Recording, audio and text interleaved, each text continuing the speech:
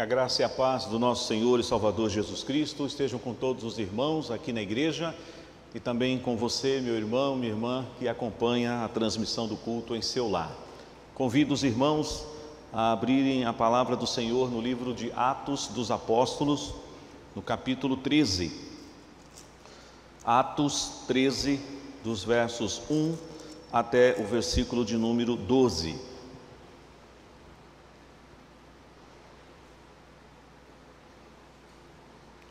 Atos 13, dos versos 1 a 12. A palavra de Deus nos diz, irmãos: havia na igreja de Antioquia profetas e mestres, Barnabé, Simeão por sobrenome Níger, Lúcio de Cirene, Manaém, Colasso de Herodes, o tetrarca, e Saulo. E servindo eles ao Senhor e jejuando, disse o Espírito Santo: separai-me agora Barnabé e Saulo para a obra a que os tenho chamado. Então, jejuando e orando e impondo sobre eles as mãos, os despediram. Enviados, pois, pelo Espírito Santo, desceram a Seleucia e dali navegaram para Chipre. Chegados a Salamina, anunciavam a palavra de Deus nas sinagogas judaicas. Tinha também João como auxiliar. Havendo atravessado toda a ilha até Pafos, encontraram certo judeu, mágico, falso profeta, de nome Bar-Jesus, o qual estava com o procônsul Sérgio Paulo, que era homem inteligente. Este, tendo chamado Barnabé e Saulo, diligenciava para ouvir a palavra de Deus. Mas opunha-se Elimas, o mágico, porque assim se interpreta o seu nome, procurando afastar da fé o procônsul. Todavia, Saulo, também chamado Paulo, cheio do Espírito Santo, fixando neles os olhos, disse: ó filho do diabo, cheio de todo o engano e de toda a malícia, inimigo de toda a justiça, não cessarás de perverter os retos caminhos do Senhor? Pois agora eis, aí está sobre ti a mão do Senhor, e ficarás cego, não vendo o sol por algum tempo.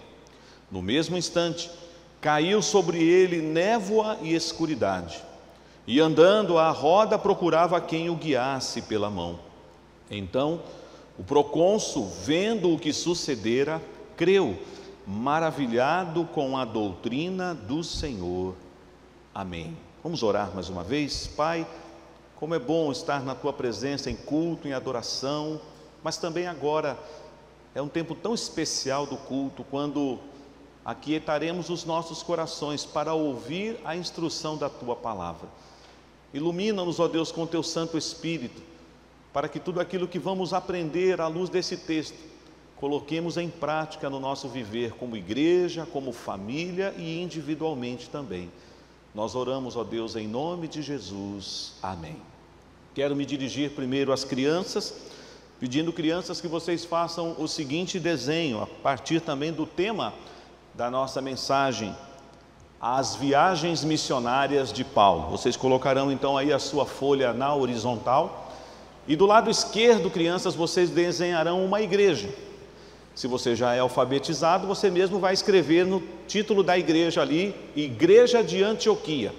Se você precisar da ajuda do seu papai e da sua mamãe, ele escreverá para você. Então você vai desenhar do seu lado esquerdo da sua folha uma igreja. Depois você vai desenhar uma estrada, e do outro lado, já quase do outro lado da folha, você vai desenhar uma cidade, algumas casas, assim que represente uma cidade. Então, de um lado a igreja, uma estrada, e do outro lado uma cidade. E nessa estrada você vai desenhar 3 personagens: Barnabé, Saulo, que também será chamado Paulo, e João Marcos. Então, esse é o desenho, crianças.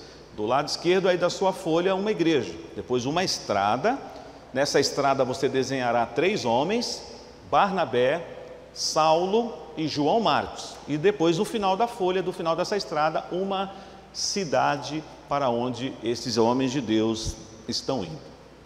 As viagens missionárias de Paulo. Nós sabemos, de acordo com o registro que Lucas nos apresenta no livro de Atos dos Apóstolos, que Paulo realizou 3 viagens missionárias. E começaremos nessa noite a expor esta primeira viagem. Mas é importante trazer rapidamente um contexto do livro de Atos aos irmãos. O autor humano, inspirado por Deus deste livro, é Lucas, o médico amado.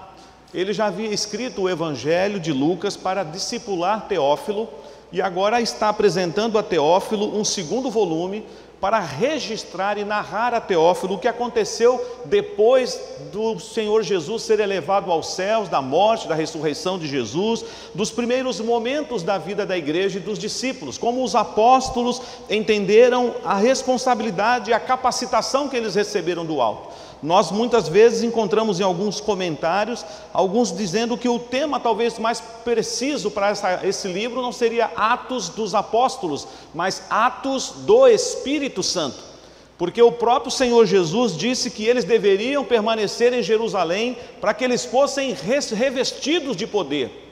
Temos isso registrado então ali em Atos 1:8 e vemos o cumprimento da profecia de Joel e a palavra do Senhor Jesus se cumprindo nos seus discípulos em Atos capítulo 2. Temos um registro de como a igreja começa a crescer em Jerusalém.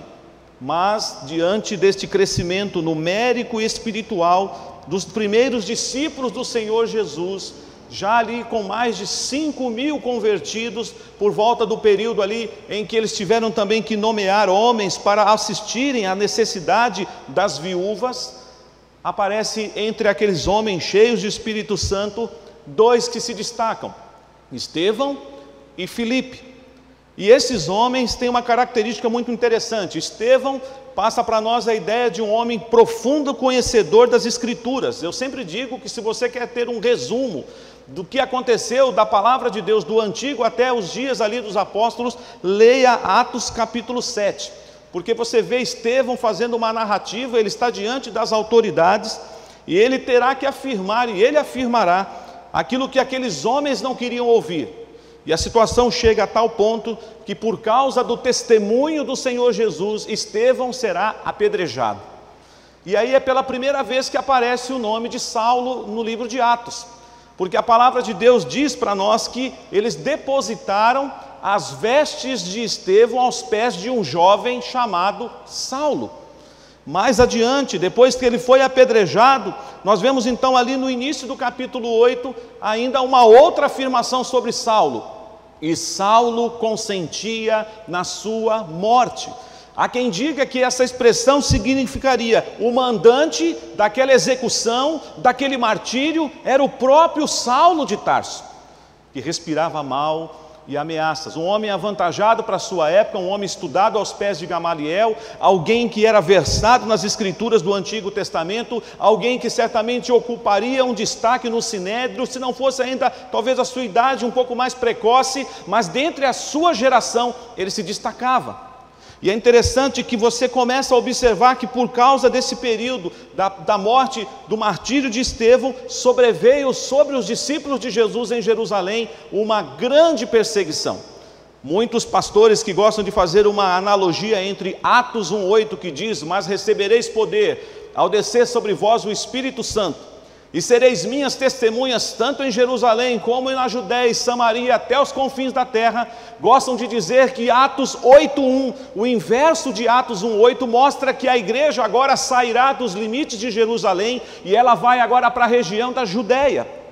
E depois do outro homem chamado Filipe, ela vai chegar até Samaria. Então nós vemos a palavra de Deus se cumprindo, o evangelho alcançando o território daquela época.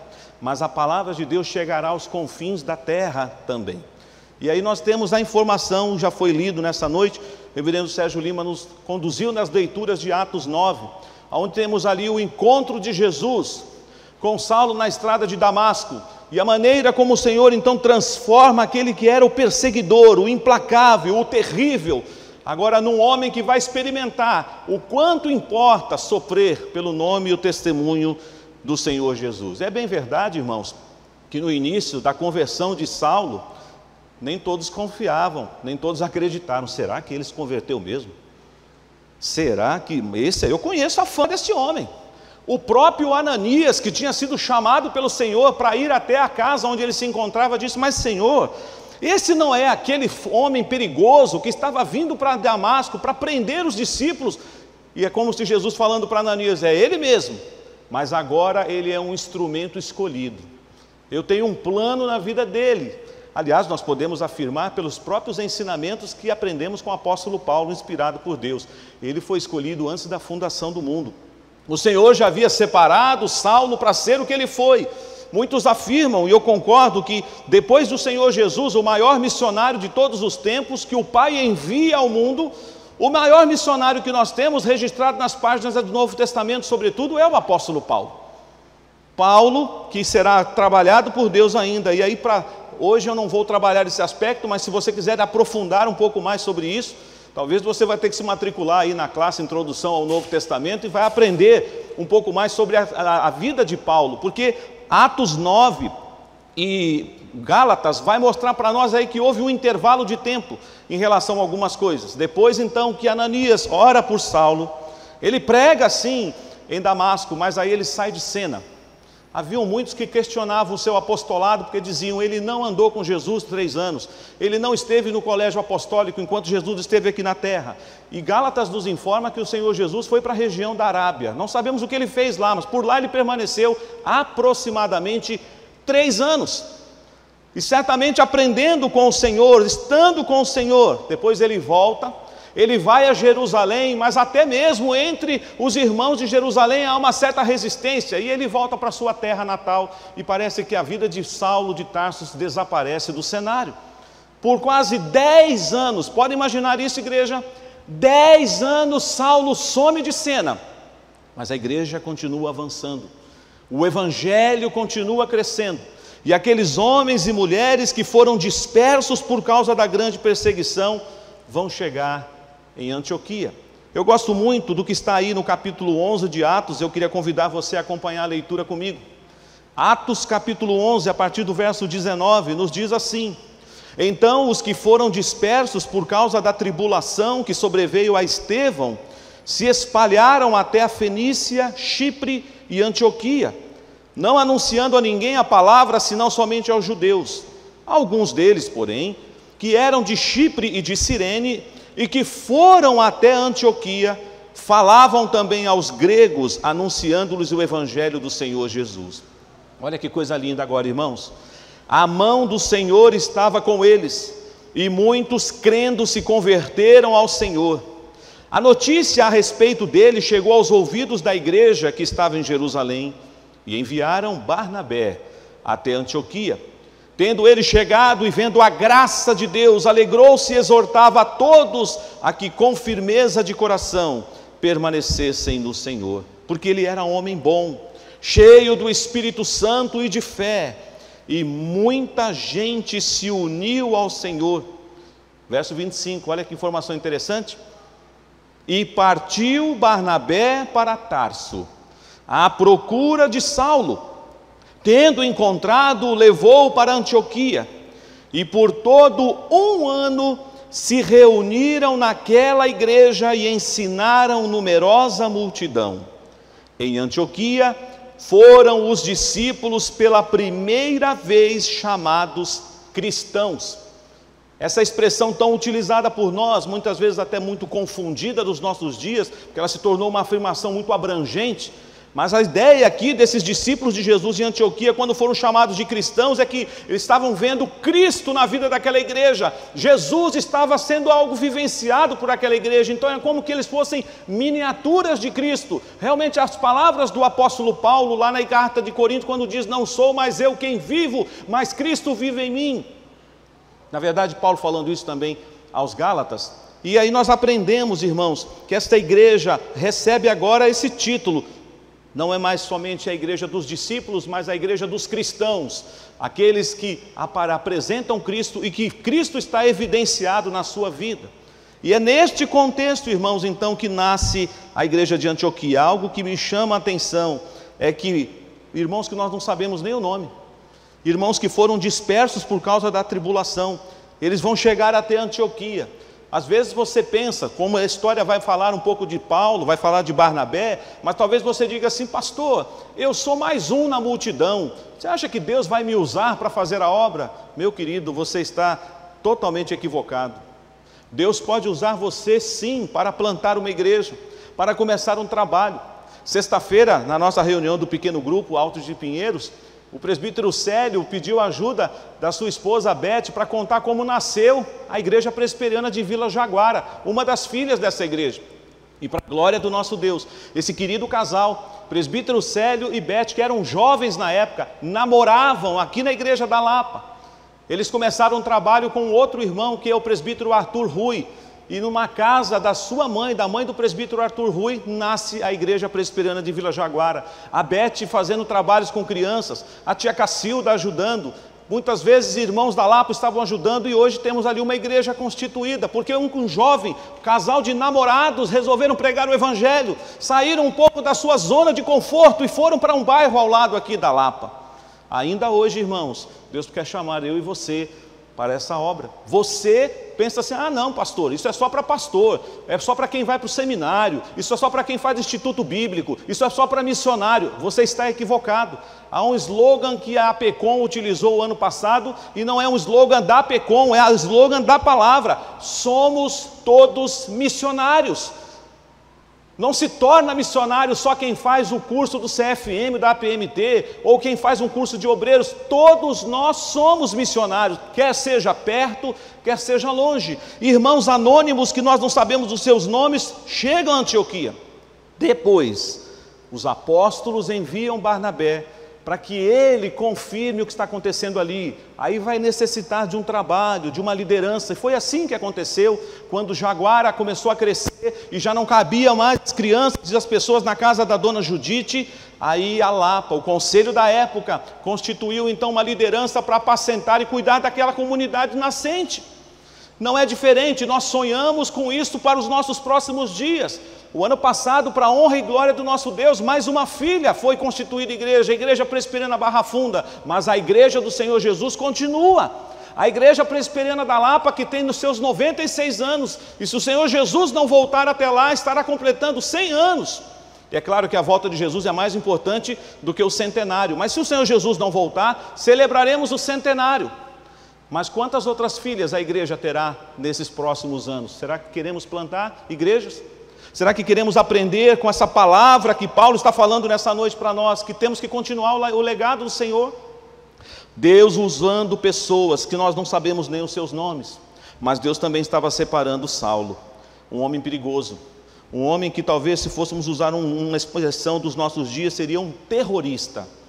Um terrorista, talvez esse era o termo mais próprio para Paulo na época, mas algo que Deus quebrou Paulo, marcou aquele encontro com ele na estrada de Damasco e transformou a sua vida. Ficou sem enxergar por alguns dias, mas quando seus olhos foram abertos, ele pôde contemplar a obra do Senhor Jesus, primeiro na vida dele, e o desafio que Deus tinha para ele realizar. Mas uma coisa que eu preciso dizer nesse processo de uma igreja que está nascendo, é que Deus usou homens para abençoar a vida de Saulo. O primeiro deles quem foi? Ananias. Eu já trouxe uma reflexão há um tempo atrás sobre isso. Se você fosse Ananias e Deus mandasse você ir na casa de um homem para orar por Saulo de Tarso, você iria? Lembrando que a fama de Saulo percorria toda aquela região, o perigoso, o implacável, o que manda matar, o que manda prender, o que arrasta mulheres e crianças, que não tem piedade de ninguém. Aí Deus chega para você e diz assim: vai orar por ele. Ah, Senhor, eu não. Esse aí é perigoso, vai que ele tem uma recaída na hora, vai que ele não está ainda totalmente convertido. Aliás, nem nós estamos totalmente convertidos, nós estamos num processo. Aquele que começou boa obra em nós há de completar até o dia de Cristo Jesus. Mas Ananias foi, porque ele obedecia ao Senhor. Ananias fala algo lindo, ele fala assim: eis-me aqui, Senhor. Ananias orou, Ananias chamou Saulo de irmão. Saulo, irmão, o Senhor apareceu, o mesmo que falou com você na estrada de Damasco. Deus tem um plano na sua vida. Mas depois, quem é que Deus levantou para cuidar de Saulo? Barnabé.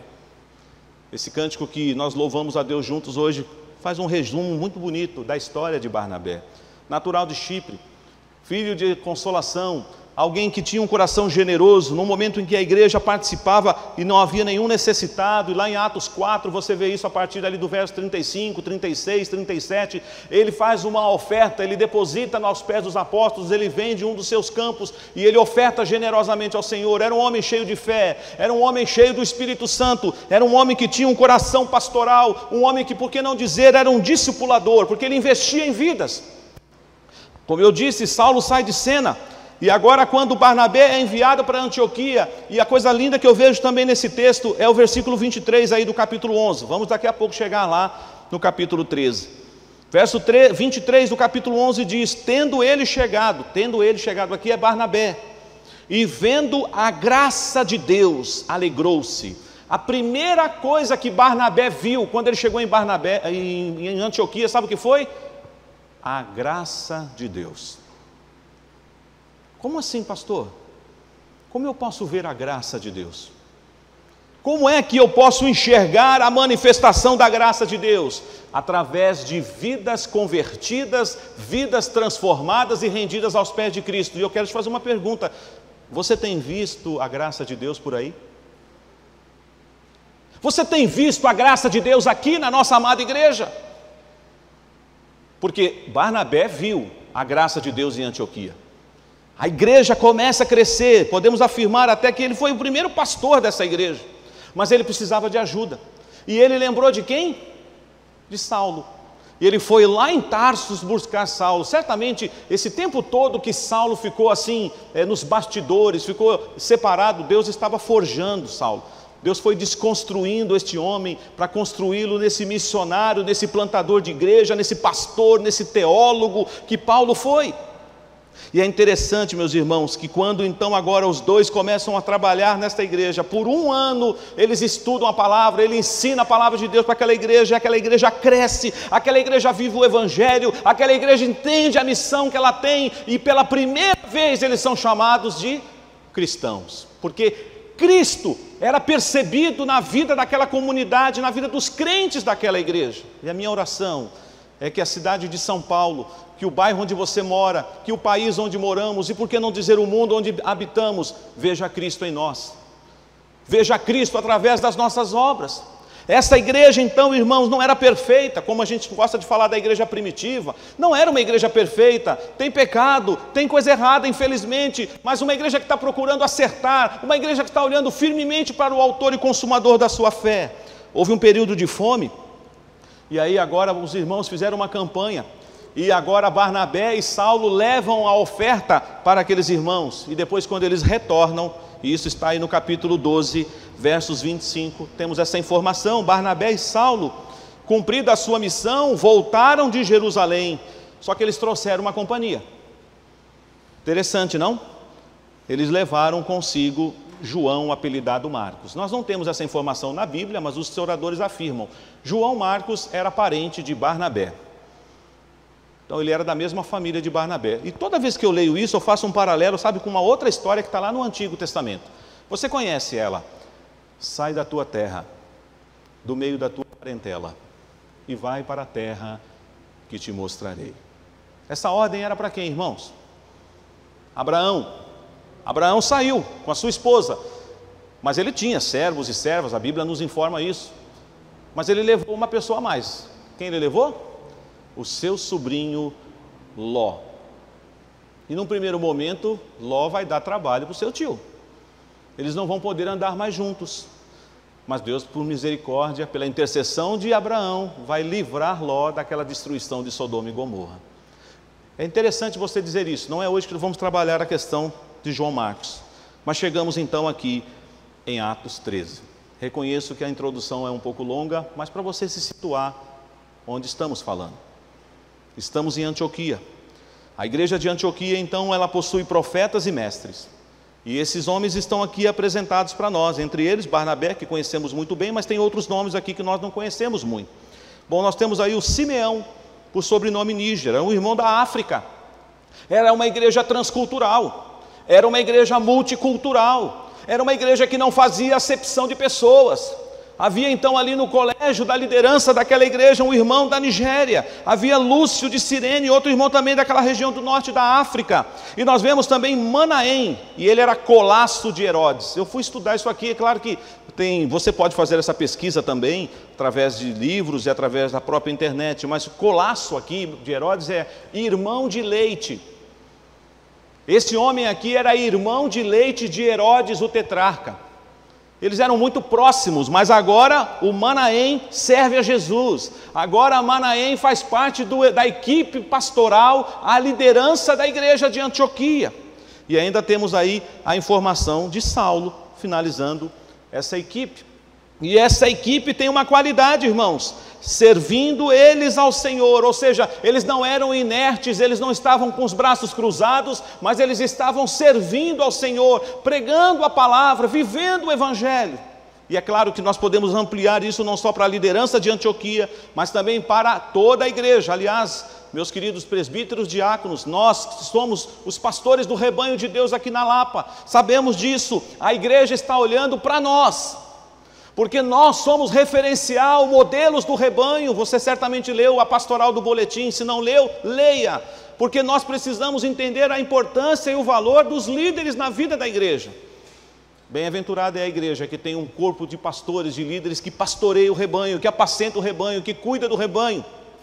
Esses homens estão servindo ao Senhor, a igreja está crescendo, a igreja está vivendo debaixo da ação do Espírito Santo, uma igreja que ora, uma igreja que jejua. Jejuar não é só para mudar a vontade de Deus, aliás, nunca mudará a vontade de Deus. Tem muita gente por aí que fala: pastor, a nossa igreja não faz jejum, porque isso daí é coisa de pentecostal, de neopentecostal. Não é isso não, queridos. É porque nós não podemos brincar com coisa séria. Jejum não é uma norma, não é uma normativa das Escrituras, é uma prática saudável cristã. Mas quando você for jejuar, observe o que Jesus disse também lá no Sermão do Monte. Faça com sabedoria. Jejum não muda a vontade de Deus, mas é um tempo de comunhão, é um tempo que você estará em consagração ao Senhor, e em tempos de calamidade, a igreja deve orar e a igreja deve jejuar. E é nesse contexto então, irmãos, que o Senhor vai falar para eles: separai-me agora Barnabé e Saulo. É interessante que muitas vezes, e eu já ouvi isso em alguns lugares e repudio esse tipo de pensamento, que as pessoas dizem assim: bom, não deu certo na igreja local, não deu certo na vida, manda para o campo missionário, quem sabe dá certo lá. Não está fazendo nada na igreja, quem sabe ele não vira missionário, missionária. Não é assim que funciona no reino de Deus, viu, irmãos? Deus chama quem já está ocupado, Deus chama quem já está servindo, Deus chama quem já está com a mão no arado, Deus chama quem já está servindo e trabalhando. Esses homens estavam trabalhando na igreja, mas o Senhor separou. E também uma coisa que eu aprendi até com o reverendo Henrique, quando ele pregou nesse texto aqui, antes de ir para Moçambique. Muitas vezes a gente tem aquela ideia assim: não, mas para o campo missionário a gente manda qualquer um.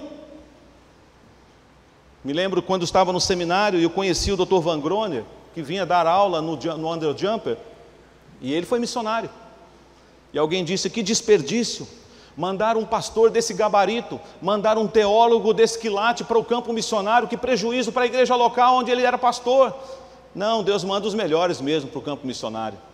Deus separa o melhor que Ele tem, e Ele separou Barnabé e Saulo para essa obra. E então agora eles oraram, eles jejuaram e impuseram as mãos. Esse gesto é um gesto de consagração que nos faz lembrar o que fazemos com os pastores, com os presbíteros e diáconos. Essa imposição das mãos tem um sentido muito importante. Estamos debaixo da bênção, da direção de Deus, e devemos ir e fazer a obra.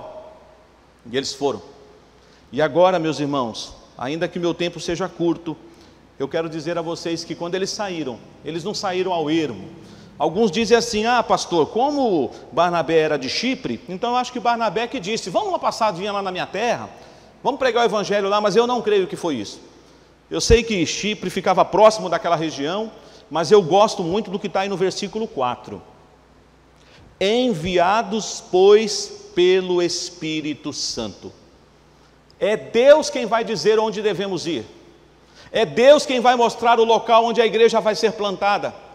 É Deus quem vai dizer isso. E na segunda viagem missionária de Paulo, ele experimentará isso, quando ele tentará ir para algumas regiões e o Espírito Santo vai impedir Paulo de ir.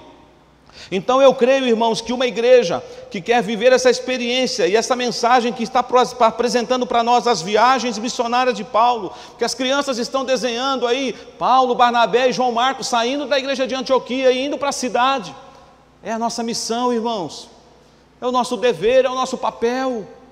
Nós devemos fazer isso urgentemente, mesmo que tenhamos já nas páginas da história dessa igreja tantas igrejas plantadas, tantas filhas, mas nós não podemos ficar olhando apenas para o retrovisor da igreja. Nós temos que olhar para frente e falar: e qual vai ser a próxima? Onde é que vai nascer uma nova igreja? Porque São Paulo é grande, irmãos. Por mais que você diga: pastor, mas estou tropeçando em igreja na rua, tem igreja em cada esquina. Mas igreja que prega genuinamente o evangelho, aí é um pouco diferente. E com isso não estamos dizendo que somos exclusivistas, mas somos uma igreja séria, uma igreja zelosa. Existem outras igrejas também que são sérias e zelosas, mas nós precisamos falar a verdade. Tem muito evangelho fake sendo pregado por aí, tem muitos megatemplos por aí lotados, mas o evangelho que está sendo pregado lá não é o evangelho de Jesus. Mas nós temos que sair daqui e pregar e plantar novas igrejas debaixo da direção de Deus. É Ele que envia, é Ele que capacita, é Ele que manda a igreja para esses lugares. Eles chegam a Chipre e eles vão passar aí por algumas regiões, conforme eu já li, Seleucia, navegam para Chipre, que é uma ilha. Chegados lá na ilha de Chipre, eles estão em Salamina. E outra coisa linda, o que é que eles foram fazer lá? Então você vai gravar agora algumas coisas que me destacam na primeira viagem missionária, já na introdução. Eles foram enviados pelo Espírito Santo. Aliás, desde a chamada lá de Antioquia, é o Espírito Santo que está dirigindo a igreja, é o Espírito Santo que separa esses homens, é o Espírito Santo que envia esses homens, é o Espírito Santo que capacita esses homens. E quando eles chegam lá na região de Chipre, gosto muito do que está aí também no versículo 5, anunciavam a palavra de Deus. Eles não foram fazer turismo, eles não foram visitar a cidade, rever os parentes de Barnabé, afinal de contas ele era de Chipre. Eles foram lá para pregar o evangelho. Irmãos, nós precisamos ter isso em mente. O Senhor capacita, o Senhor envia, conforme o reverendo Sérgio já pregou aqui sobre o chamado de Jeremias. O Senhor chamou ele, conheceu ele, escolheu ele, capacitou ele, o constituiu e o enviou. Nós precisamos, e como igreja, viver isso, irmãos. Eu preciso viver isso. Eu tenho orado nos últimos dias para que o Senhor reacenda no meu coração essa chamada, porque outrora, como a minha querida esposa mesmo dizia, você mudou, Gil, você era mais evangelista do que você é hoje. E ela me conhece, e ela pode me dizer isso. Eu não quero perder aquilo que o Senhor me chamou para fazer, e você também não pode se acomodar.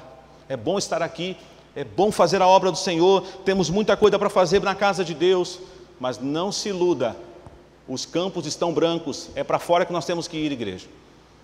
E é um trabalho simultâneo, edificando os crentes na igreja, e plantando o evangelho, discipulando de todas as nações, pregava o evangelho. Mas aí, queridos, você diz assim, eles vão chegar agora até Pafos, que é a capital de Chipre. Verso 6 diz que, chegando ali, eles vão encontrar um mágico, vão encontrar um falso profeta. Sabe qual é o nome dele? Bar Jesus. Sabe qual é o significado de Bar Jesus? O significado é bonito: filho da salvação. O filho da salvação, que não tem nada de salvação nele, é um falso profeta, é um mágico, um enganador, e ele trabalha ali para o procônsul Sérgio Paulo, o governador, por que não dizer, daquela região ligado a Roma. E o texto diz que Sérgio Paulo era um homem inteligente. Não dá mais detalhes para nós, mas qualifica Sérgio Paulo, o procônsul, assim. E aí, meus irmãos, agora você observa que a palavra de Deus será pregada naquele lugar. E Paulo, que vai mostrar para nós algumas estratégias, lendo alguns livros, eu aprendo com Paulo, que Paulo tinha também estratégia missionária. Ele não passou por todas as cidades. Em algumas cidades ele investiu mais tempo, que era um grande centro, uma grande metrópole, porque ele entendia, pregando o evangelho aqui, as pessoas vão levar o evangelho aonde eu não alcançarei. Isso aconteceu com Éfeso. Na escola de Tirano, ele discipulou, ele treinou tantas pessoas, inclusive Epafrodito e tantos outros. O evangelho vai chegar em lugares que Paulo não pisou, apesar dos grandes centros. É uma estratégia missionária que ele teve. Ele está em Chipre e ele vai falar com o governador, irmãos, prestem atenção. O texto diz lá em Atos 9 que o Senhor levaria ele perante reis, perante autoridades. Ele está pregando agora para uma autoridade da cidade de Chipre, ou por que não dizer daquele país. E é interessante que Sérgio Paulo quer ouvir a palavra, mas quando nós começamos a pregar a palavra, certamente vamos enfrentar o quê? Obstáculo, oposição. Esse homem agora, o nome muda e vira Elimas, o mágico, porque assim se interpretava o seu nome, quer afastar Sérgio Paulo da fé. Irmãos, isso acontece até hoje, não se iludam. Você começa a pregar o evangelho para alguém, seja na sua própria família, seja onde você trabalha, onde você convive, e vão se levantar os obstáculos, os opositores da obra, aqueles que não querem que você pregue o evangelho. Lembre da parábola do semeador. E é interessante que Paulo agora vai mostrar uma outra qualidade, porque o seu nome muda a partir do verso 9, ele não é mais Saulo. Agora o seu nome é Paulo, um nome grego. E aí tem uma outra informação importante: Paulo, cheio do Espírito Santo. Isso é muito significativo, igreja. Se um homem e uma mulher não estiver cheio do Espírito Santo, ele não consegue realizar a obra do Senhor. Tome cuidado, porque às vezes você fala assim: não, eu decorei uma meia dúzia de versículos, eu estou preparado para evangelizar. Não é assim não. Você precisa se consagrar. Por isso que estamos discipulando, por isso que estamos investindo tempo na vida de jovens, de mulheres, de homens, para que você de fato possa erguer a sua voz e falar das insondáveis riquezas de Cristo, mas para que você não seja apenas aquele homem que só sabe João 3,16. Claro que João 3,16 é uma bênção, é a palavra de Deus, mas você precisa dar razão da sua fé, você precisa aprender como Filipe, que a partir de Isaías 53, apresentou o evangelho para o etíope. Você precisa dominar a palavra. E nós vemos aqui que Paulo, e em outros momentos isso aparecerá novamente, ele tem discernimento, porque o homem que tinha o significado de filho da salvação, olha só o que Deus agora vai falar através de Paulo para esse homem, verso 10, ó filho do diabo. Ué, ele não é o filho da salvação? Ele não é o Bar Jesus? Não, ele é um falso profeta, ele é um mágico, ele é um trapaceiro, ele é um enganador, mas Deus revelou isso para Paulo. Ó filho do diabo, cheio de todo engano e de toda malícia, inimigo de toda justiça, não cessarás de perverter os retos caminhos do Senhor? Que palavra dura. Mas às vezes nós vamos ter que fazer isso, irmãos. Você está pregando o evangelho num determinado lugar e Deus vai te dar autoridade para você corrigir, confrontar algumas situações, verdadeiramente obras das trevas. Com certeza, na vida desta igreja e na sua vida, muitos levantes existiram para que a igreja não prosseguisse, mas louvado seja o Senhor, as portas do inferno não podem prevalecer contra ela. E o evangelho prossegue. Este homem agora vai ter uma experiência parecida até com o que Paulo experimentou na sua conversão, porque ele ficará cego. O texto diz que por algum tempo, e o texto não diz quando ele voltou a enxergar, mas ele ficou cego por algum tempo, por causa daquela atitude dele. Mas eu já estou terminando. Aconteceu uma coisa linda nessa história, que eu tenho certeza que eu e você almejamos também quando estamos pregando o evangelho. Houve conversão. A despeito de toda a oposição que o inimigo colocou na vida deste falso profeta, deste homem que tem significado de filho da salvação, mas que Paulo chama ele de filho do diabo, apesar de toda a perseguição ao evangelho, naquele dia a fé alcançou o coração de Sérgio Paulo. E ele agora é de Jesus, ele agora é um servo de Deus. Por isso que ainda de forma muito breve e resumida, nós temos isso no verso 12. Então, o procônsul, vendo o que sucedera, tudo aquilo que aconteceu também com Elimas, olha só, a palavra é pequenininha, mas que palavra profunda, creu. Essa palavra quer dizer o quê? Ele foi confrontado com a palavra, Deus fez ele reconhecer que ele era miserável pecador, que ele precisava se arrepender dos seus pecados, que ele precisava confessar Jesus com seus lábios, ele creu. E ainda estava maravilhado com a doutrina do Senhor, com a palavra, com a história do evangelho que nós temos que pregar, igreja. Assim começou as viagens missionárias de Paulo. Um homem que era terrível, um homem que respirava maus e ameaça, mas um homem que foi forjado e foi trabalhado por Deus para ser o apóstolo Paulo que nós conhecemos. Alguém que ainda está em obras. Ele mesmo diz em vários lugares: eu não estou pronto ainda, eu não alcancei a perfeição, mas eu prossigo, olhando para Ele, Ele é meu alvo. Ele considerou tudo como perda por causa de Cristo. Esse é o seu alvo agora, e o seu? Você não gostaria nessa noite de sair daqui pensando: eu quero não só como a minha igreja constituída nesse lugar, mas como pessoa, como indivíduo, eu quero ter esse ardor no meu coração, falar de Jesus para as pessoas. Nossa igreja tem recebido muitos irmãos e irmãs vindo de outras igrejas, irmãos que estavam talvez ali sendo ludibriados com um falso evangelho, estão chegando aqui, estão sendo discipulados, estão sendo treinados. Isso é muito bom e é bênção, e vão chegar muitos outros. Mas só tome cuidado com uma coisa, igreja: isso não exclui a missão da igreja de pregar aos perdidos. Não misture as coisas, porque senão você vai se iludir, dizendo: mas a igreja está crescendo, pastor, está cheio de gente. Isso é um fenômeno que tem acontecido nas igrejas reformadas e calvinistas, mas isso não exclui a missão da igreja de pregar para os perdidos. E está cheio de perdido lá fora. Os escolhidos de Deus estão lá fora. Eu não sei, Deus não revelou isso para a igreja. Temos que pregar. E aprendamos isso, lembrando que é o Espírito Santo que envia, e nos envia para fazer o quê? Para pregar a palavra. E não esconde de nós, vão ter levantes, obstáculos, mas eu tenho os meus escolhidos em cada lugar. Quando Paulo estava meio que desistindo da cidade de Corinto, diante de tanta dificuldade, o Senhor se revela a Paulo e diz assim: não temas, eu sou contigo, tem muita gente minha aí nessa cidade, tem muito escolhido meu aí em Corinto, e eu tenho certeza, irmãos, que perto de nós e até longe de nós tem os escolhidos do Senhor também. Você quer ser um vaso de bênção? Quer ser um instrumento nas mãos de Deus para pregar o Evangelho? Que Deus te abençoe e que a história de Paulo te inspire, te leve a pensar: eu faço parte dessa igreja, ainda que a minha igreja não se chame Antioquia, mas espiritualmente falando, que a igreja presbiteriana da Lapa seja uma igreja Antioquia nos nossos dias. Que Deus nos abençoe. Amém.